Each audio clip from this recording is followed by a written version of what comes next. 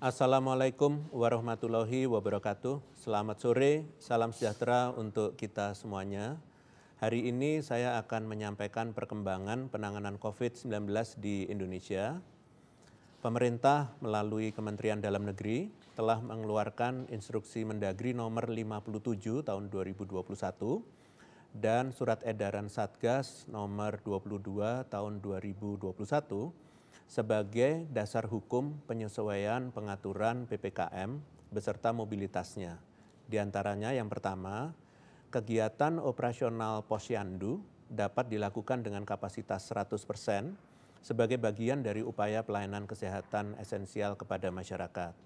Yang kedua, pengaturan mobilitas masyarakat, yaitu bagi masyarakat pelaku perjalanan dari dan ke wilayah Jawa Bali dan antar kabupaten atau antar kota di wilayah Jawa dan Bali yang menggunakan transportasi udara, wajib memiliki hasil negatif tes PCR 3 kali 24 jam dan bukti vaksin minimal dosis pertama, atau hasil negatif tes antigen 1 kali 24 jam dan bukti vaksin dosis lengkap. Untuk pengguna moda transportasi jarak jauh lainnya, wajib memiliki hasil negatif tes PCR 3 kali 24 jam atau hasil negatif tes antigen 1 kali 24 jam dan bukti vaksin minimal dosis pertama.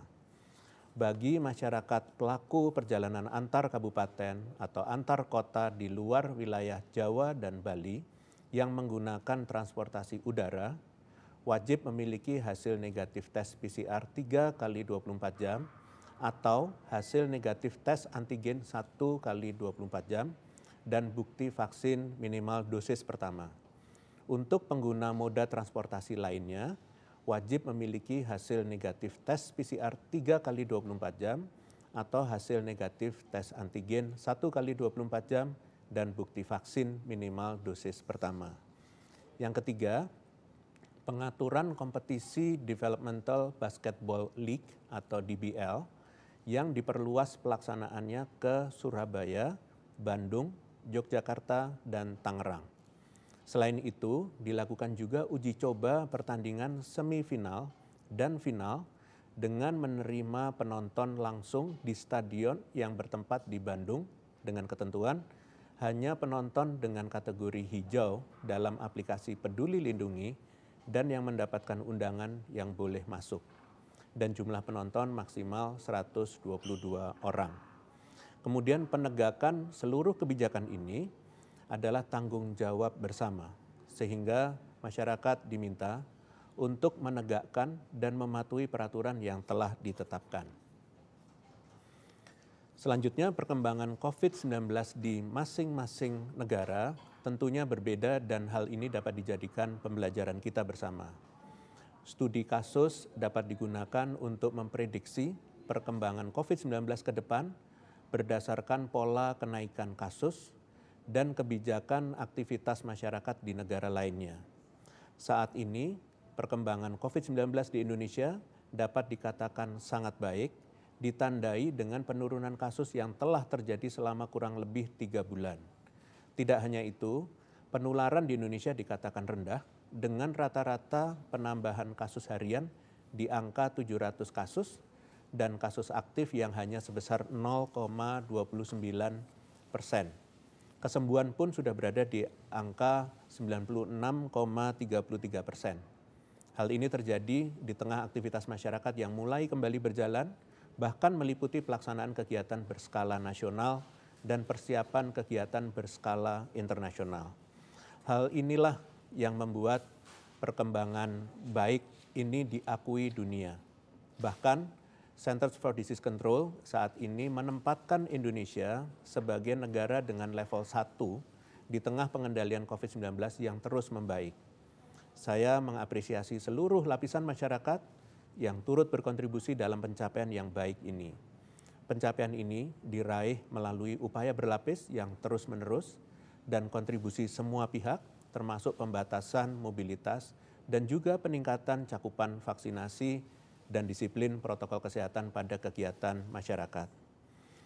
apabila kita lihat dari sisi perkembangan kasus COVID-19 secara global, data di beberapa negara menunjukkan bahwa upaya yang tidak menyeluruh akan berpotensi untuk kembali meningkatkan kasus.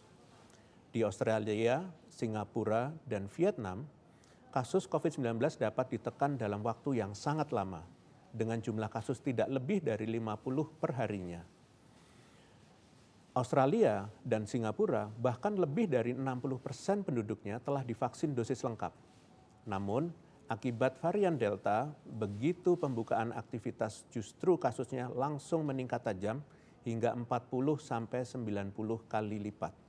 Hal ini menandakan bahwa upaya pembatasan mobilitas yang sangat ketat dan peningkatan cakupan vaksinasi bukanlah solusi tunggal untuk menekan kasus. Negara yang telah melakukan keduanya nyatanya tetap dapat meningkat kasusnya karena aktivitas masyarakat yang tidak sejalan dengan disiplin protokol kesehatan. Selanjutnya, pada Israel, Rumania, dan Ukraina, meskipun ketiganya telah melewati lonjakan kasus pertama dan kedua, nyatanya lonjakan kasus ketiga masih terjadi baru-baru ini. Padahal, dengan tingginya warga yang telah terkena COVID-19, seharusnya imunitas di tengah masyarakat telah terbentuk, sehingga dapat menekan penularan selanjutnya. Ini artinya, negara yang telah mengalami lonjakan kasus pertama dan kedua pun belum tentu terbebas dari lonjakan ketiga. Apabila upaya disiplin protokol kesehatan dan peningkatan cakupan vaksinasinya tidak dilakukan dengan baik. Pasca lonjakan kasus kedua, Indonesia melakukan upaya berlapis dan menyeluruh untuk menekan kasus. Setidaknya ada 5 hal yang menyebabkan perkembangan COVID-19 di Indonesia membaik dan penularan yang rendah saat ini. Pertama, tingginya kasus positif pada lonjakan kedua menyebabkan meningkatnya jumlah penyintas COVID-19 yang kekebalan alami tubuhnya meningkat. Yang kedua, meningkatnya usaha dan cakupan program vaksinasi yang cukup signifikan dalam waktu cepat sehingga berkontribusi membentuk kekebalan tubuh masyarakat yang dibuktikan dengan data sero surveillance. Yang ketiga, upaya pembatasan aktivitas masyarakat yang disesuaikan dengan kondisi daerah hingga tingkat kabupaten kota dan terus dievaluasi setiap 2 minggu efektif untuk menekan penularan. Yang keempat, upaya pembatasan mobilitas yang tidak hanya dilakukan antar wilayah di Indonesia, namun juga dari luar negeri, semakin meminimalisir potensi penularan kasus importasi.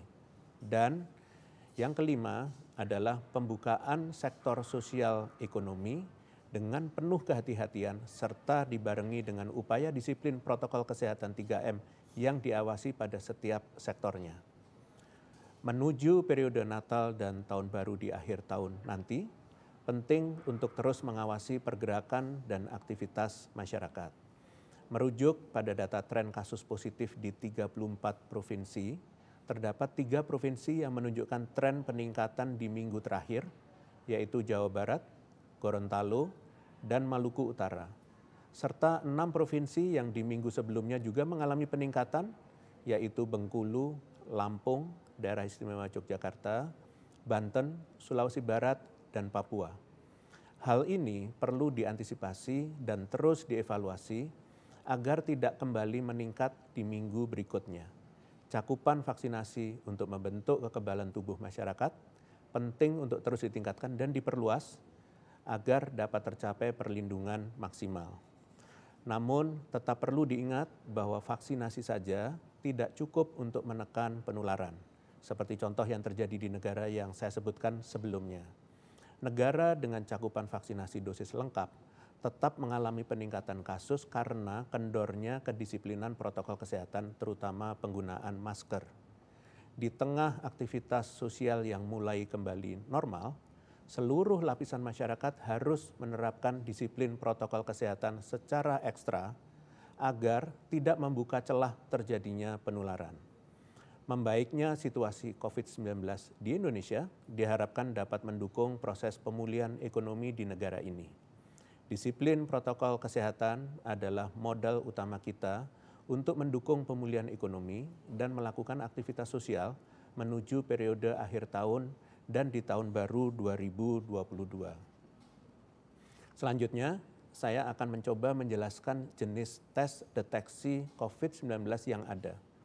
Secara fungsi dapat dibagi menjadi dua, yaitu untuk screening dengan tujuan menyaring kasus positif pada orang tidak bergejala dan diagnostik untuk orang yang bergejala.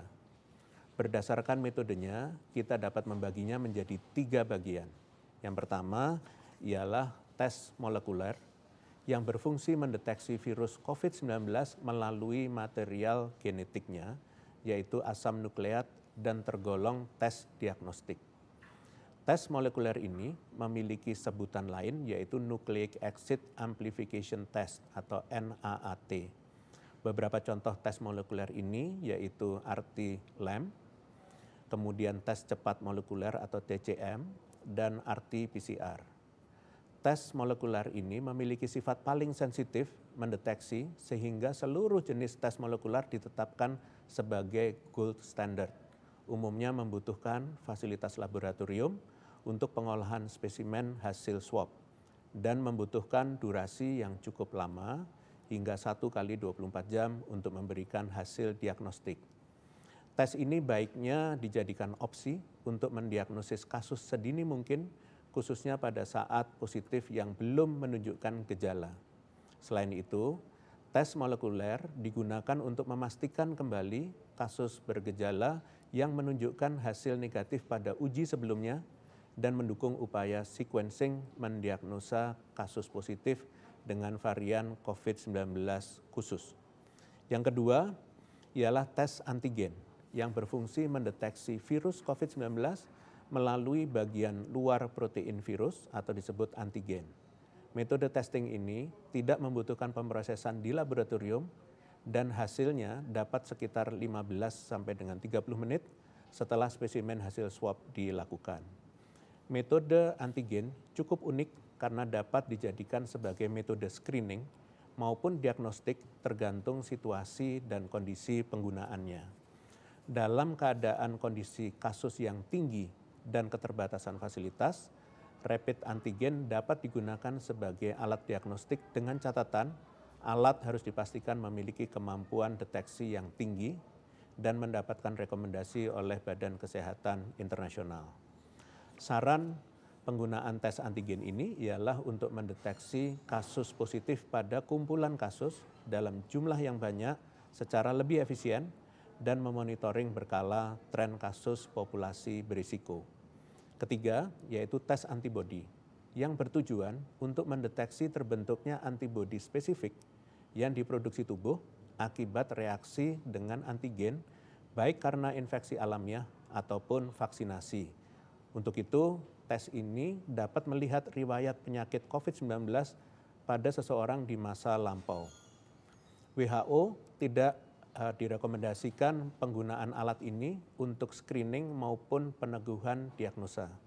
Pada prinsipnya, kita semua memiliki tujuan yang sama untuk segera terbebas dari COVID-19, sehingga untuk itu mari kita bekerja sama melawan virus ini dengan melakukan upaya pengendalian COVID-19 sebaik-baiknya, sehingga semua elemen masyarakat memiliki kontribusi dalam menegakkan kebijakan testing di Indonesia.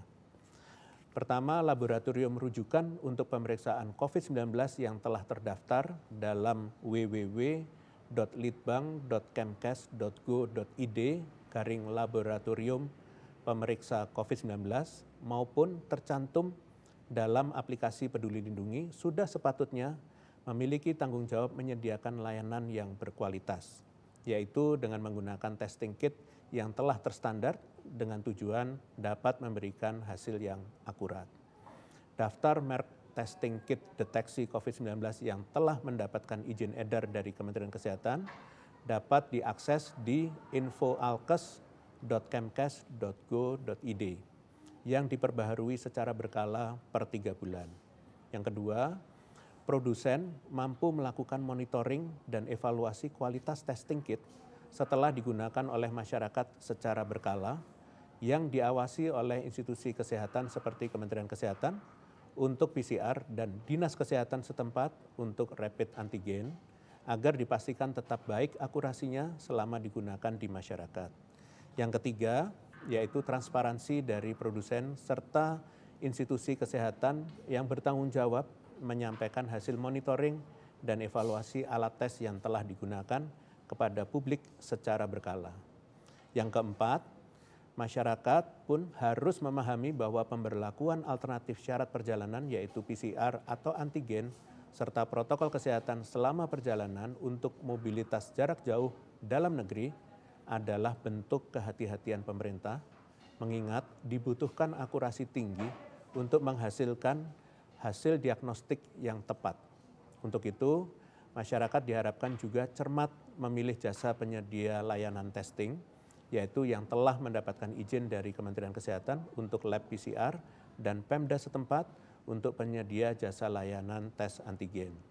Oleh karena itu, perlu kedisiplinan dan rasa tanggung jawab yang tinggi dari masing-masing kita berkontribusi dalam menjalankan kebijakan sistemik ini, karena kesuksesan pengendalian COVID-19 ditentukan oleh kita semuanya.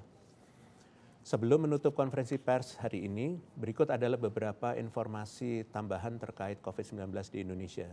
Pertama, saya akan menjelaskan kewenangan WHO dan pemerintah dalam kaitannya dengan penetapan pandemi dan endemi. WHO memiliki tanggung jawab untuk menetapkan dan mencabut status pandemi berdasarkan jumlah negara yang terdampak penyakit. Sebagai negara besar, Indonesia memiliki peran yang signifikan dalam berkontribusi pada berakhirnya pandemi COVID-19 di dunia jika kondisi kasus terus terkendali dan diikuti oleh negara lainnya. Apabila pandemi COVID-19 telah usai, maka pemerintah Indonesia juga dapat mencabut status bencana nasional dan kedaruratan kesehatan masyarakat. Yang kedua, menjelang masa Natal dan Tahun Baru, kebijakan akan terus disesuaikan dengan perkembangan kasus terkini dan kondisi di lapangan yang mencakup pergerakan orang di berbagai lokasi seperti lokasi wisata, pertokoan, dan tempat peribadahan, kemudian memperkuat vaksinasi dan protokol kesehatan. Oleh karena itu, masyarakat diminta untuk selalu mematuhi kebijakan pemerintah sebagai upaya untuk melindungi diri dan orang lain dari penularan COVID-19. Pastikan tempat-tempat tujuan wisata dibuka terbatas pada periode Nataru dan telah membentuk Satgas Prokes 3M di fasilitas publik sekaligus mempersiapkan pelaksanaan kegiatan internasional, salah satunya G20 di Bali pada tahun 2022. Sebelumnya sebagai langkah persiapan agar segera dilakukan tahap uji coba oleh Kementerian Kesehatan yang bertujuan untuk memastikan kesiapan pemerintah Provinsi Bali. Sebagai tambahan, sebagaimana arahan Presiden, pengaturan screening pelaku perjalanan internasional terbaru ditetapkan menjadi yang pertama, kewajiban testing dengan hasil negatif maksimal 3 kali 24 jam sebelum keberangkatan. Yang kedua, kewajiban telah menerima vaksinasi COVID-19 minimal 14 hari pasca penyuntikan. Kemudian ketiga, kewajiban testing ulang atau entry test saat kedatangan di pintu masuk. Yang keempat, penyesuaian durasi wajib karantina menjadi yang pertama, 3 hari untuk pelaku perjalanan internasional yang telah menerima dosis penuh vaksinasi. Yang kedua, 5 hari untuk pelaku perjalanan internasional yang belum divaksin dosis penuh. Kemudian berikutnya yang kelima adalah tes ulang RT-PCR kedua untuk menyelesaikan masa karantina yaitu exit test pada hari ketiga untuk kewajiban karantina 3 hari dan exit test pada hari keempat untuk kewajiban karantina 5 hari. Penyesuaian aturan ini berlaku di seluruh pintu kedatangan internasional dan termaktub dalam kebijakan Satgas yang terbaru. Demikian konferensi pers pada hari ini. Saya lanjutkan dengan sesi tanya jawab dengan media. Terima kasih. Terima kasih Prof. Pertanyaan pertama dari Erlin Majalah Gatra. Apa urgensi dari PCR untuk diterapkan di semua moda transportasi? Mengapa tidak cukup dengan antigen saja? Bagaimana sebenarnya ketentuan protokol kesehatan di transportasi? Terima kasih. Terima kasih pada Majalah Gatra.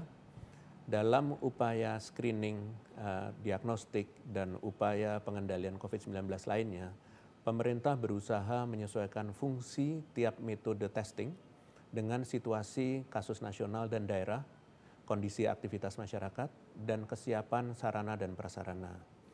Dinamika syarat testing, khususnya yang bersifat diagnostik, adalah hal yang amat wajar mengingat pertimbangan untuk pemilihan metode testing tersebut sangat dinamis. Pemerintah berupaya keras menjadikan setiap metode testing yang dipersyaratkan dapat terakses dengan baik oleh masyarakat sesuai dengan ketersediaan fasilitas maupun keterjangkauan biaya. Menjadi tugas tanpa henti bagi pemerintah untuk mengevaluasi setiap implementasi kebijakan dapat terlaksana dengan baik di lapangan. Selain itu, pemerintah sangat mengapresiasi masukan dan input dari pemerintah daerah, dari petugas di lapangan maupun masyarakat. Sebagaimana yang saya sampaikan sebelumnya, bahwa pemberian alternatif kewajiban syarat testing PCR atau antigen adalah bentuk kehati-hatian pemerintah mengingat adanya peluang tidak semua kasus positif terdeteksi dengan baik oleh alat diagnostik. Penetapan protokol kesehatan selama di perjalanan seperti pemakaian masker dan tidak berbicara selama perjalanan oleh seluruh penumpang adalah upaya pencegahan berlapis lainnya selain screening. Perlu diingat bahwa walaupun terjadi peningkatan kapasitas khususnya di transportasi umum sehingga menyulitkan kita menjaga jarak, diharapkan masyarakat dapat sebisa mungkin menghindari kerumunan dengan berbagai cara yang bisa disesuaikan dengan kemampuan masing-masing. Selain itu, pemilik atau perusahaan alat transportasi juga berperan menjamin sistem ventilasi berjalan dengan baik dan melakukan pembersihan armada dan disinfeksi rutin. Terima kasih. Terima kasih Prof. Pertanyaan kedua dari Hendra Jack TV dan Fitri Liputan 6.com terkait BPOM akhirnya mengizinkan vaksinasi untuk anak berumur 6-11 tahun. Nantinya kapan pelaksanaan vaksinasi ini akan dilakukan dan apakah nantinya vaksinasi anak ini bersifat wajib? Terima kasih.